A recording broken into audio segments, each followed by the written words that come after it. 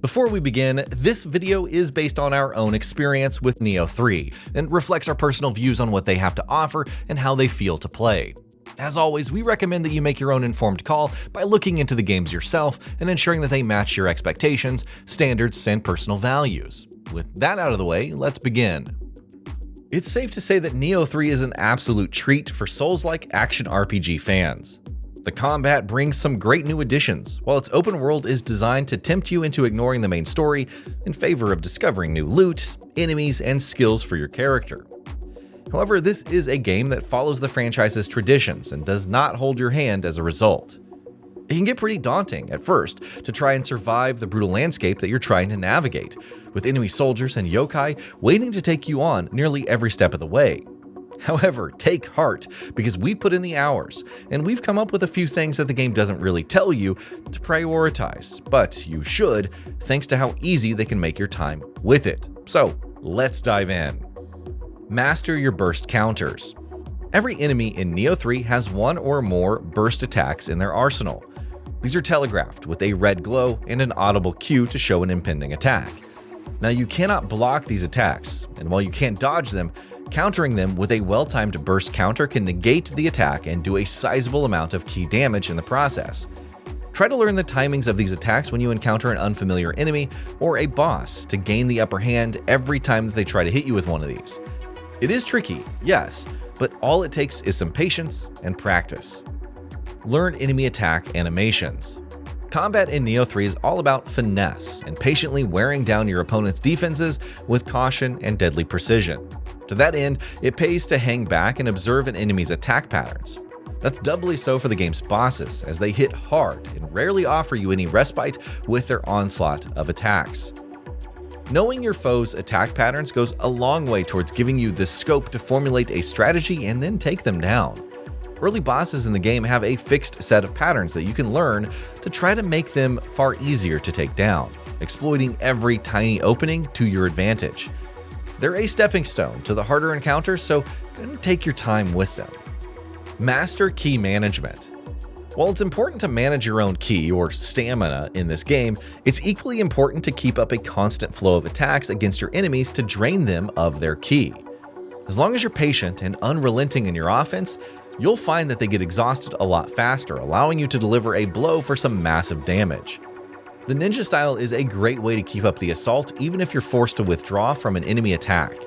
The samurai style's parry is another great way to achieve this, as each one does a significant amount of key damage. Don't sleep on the samurai stances. It can be easy to overlook that the samurai style brings back the stances from Nioh 2 and that they're every bit as effective as they were in that one. While you begin the game with mid stance unlocked, it's a good idea to invest a few skill points into the low and high stances as quickly as you can. The high stance gives you a good way to deal a bit of extra damage with your combos, while the low stance is a great way to attempt draining enemy key bars. Constantly switching between them and using ninja style while you create some distance can have you draining enemy key bars a lot faster than the effort would otherwise take. Explore. The main missions, or crucibles as they're called, are gauntlets that can send you packing to the nearest respawn point faster than you'd really care to admit. But explore the area in which they're located, and you're going to come across a lot of ways to level up your character and have an easier time once you're in them. You could happen upon an enemy base with a few grunts to take out for some valuable XP and guaranteed loot, or you might happen upon a lesser crucible that's going to be challenging but definitely worth it.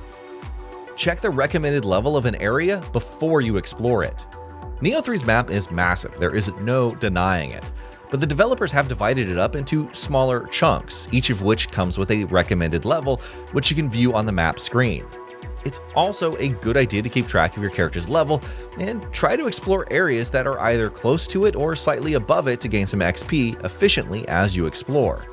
Of course, you could always level up above the recommended limits via farming and then go out on an absolute power trip through the region. We tried it, and it is a lot of fun. Abuse your ninja style. As you explore, you're going to come across some grunt enemies hanging out on rooftops or in the air, staying just out of reach while annoying you with projectiles. The ninja style is your answer to all of them, as it lets you stay at range and take them down without too much hassle. But it's more than that. You soon gain access to elemental bombs with AoE damage that can be quite handy in taking down groups of fodder enemies like the Gaki. They're also quite effective at building elemental status effects and exploiting any enemy weaknesses that you may find. It's also a great way to create some distance in battles. Its evasive capabilities getting a massive boost with a few early upgrades. Complete enemy camps ASAP. We highly recommend completing enemy camps as soon as you uncover them, as they're generally easier than lesser crucibles, and often house either samurai or ninja locks, but both of which are essential to upgrade their respective trees. There's also a strong chance that you can pick up new skills that you can then equip to your character at the nearest respawn point. With the game's new stealth options, it's going to be quite easy to pick off a few isolated enemies before challenging the others if you're looking to even the odds just a little, so take things slow, and then you're golden. Activate auto pickup. Like past titles in the franchise, Nioh 3 comes with a ton of loot from enemies and chests that you find out in the world. It can get quite tedious to keep having to pick them up one by one, but thankfully, the game settings comes with a nifty auto pickup option. Turn it on before you begin your playthrough and let the inventory fill itself up with useful items and gear which you can then browse at your own leisure. Just remember to keep checking your equipment and ensuring your samurai and ninja styles are geared up to maximize their damage, defense, and passive utility while you're slashing and hacking away at any yokai unfortunate to meet the pointy end of your blade. Time your key pulses. Speaking of slashing and hacking, the key pulse mechanic doesn't tell you to wait before triggering the key pulse. Keep an eye on your stamina gauge and hit the button only when your expended stamina is fully white to generate the entire chunk of it back in one fell swoop. The timing on each weapon type can vary, but it's going to become second nature once you get the rhythm of your combos committed to muscle memory. Managing your ki well could mean the difference between life and death in Nioh 3, and your ki pulses are a huge part of that aspect of its combat. Use the ninja right. The ninja is a masterclass in chipping away at your enemies from a distance, but don't neglect its ability to dish out some serious damage in close quarters. Its boosted evade abilities are perfect for dodging through enemy swings and exploiting the increased damage that the ninja deals when attacking them from behind. We found enemy health bars melting away faster than even the samurai's high stance could achieve, and getting back into position is as easy as a well-timed dodge guided in the right direction. It's also a good idea to use all of the ninjutsu in your arsenal before you switch over to the samurai style for a few hits to refill them before you rinse and then repeat. Use your ranged weapons right. The longbow and matchlock rifle are great options for dealing with foes from a distance as long as you line up your shots well.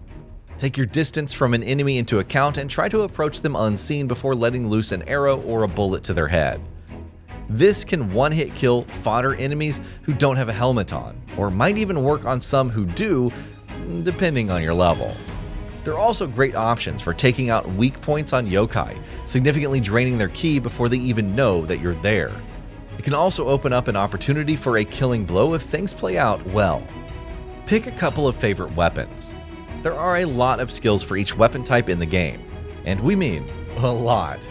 You're going to want to pick a couple of favorites and slot them into your samurai and ninja and just stick with them, as this lets you focus all of your skill points on two weapons, gaining access to more powerful moves and techniques earlier in comparison to trying to unlock them all.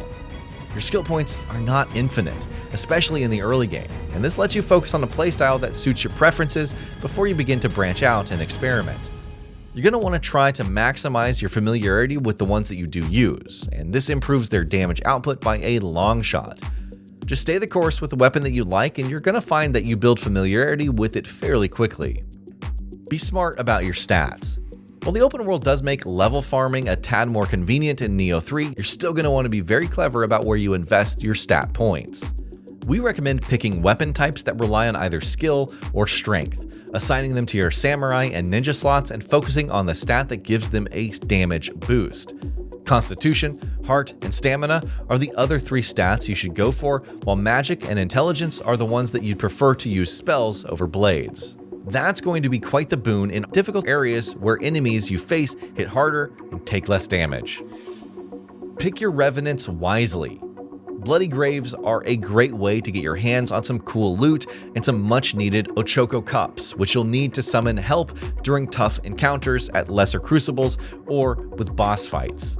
But if you pay attention to the Revenants levels, you're going to be efficient at farming great gear, as fighting ones at your level or a tad higher nets better loot for you to use in the field.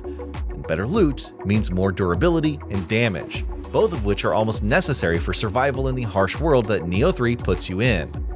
Alright, that's a wrap on our hidden tricks to make your time in ancient Japan just a tad easier.